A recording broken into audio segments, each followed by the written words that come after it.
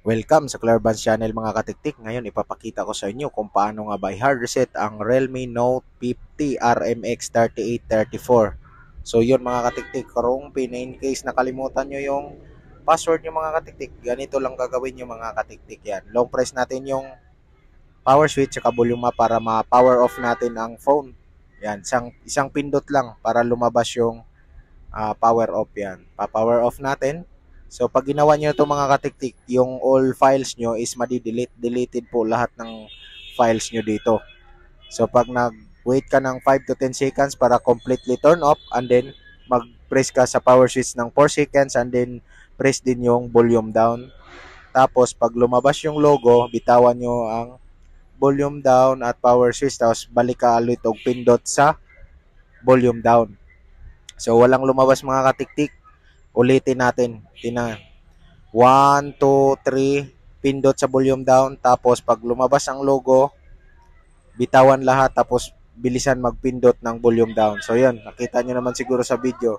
Binitawan lahat. Tapos, mabilis. Quickly press volume down. Ayan.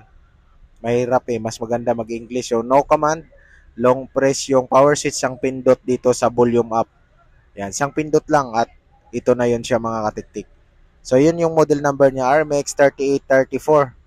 And then, use tayo ng volume down para itapat natin siya dito sa wipe data and factory reset. And then, power switch para confirmation. Then, factory data reset. And then, mayroon kayong makita dyan sa baba na wiping data, format complete. Then, reboot system now. Power switch lang natin.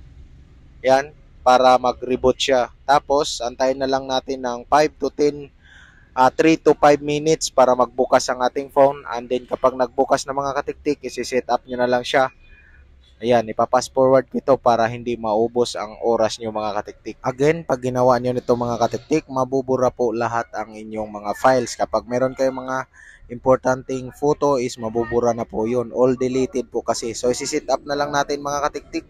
Set up na lang natin para makarating tayo sa ating home screen. So, ganyan lang. Next. Yan, next lang natin yan mga katiktik. And then skip.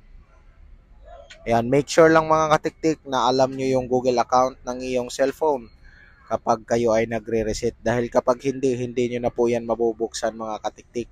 Need po ng ibang tools para ma-open ang ating phone. So, ganyan lang kadali mga katiktik mag-hard reset ng Realme Note 50. Maraming salamat at hanggang sa susunod na video.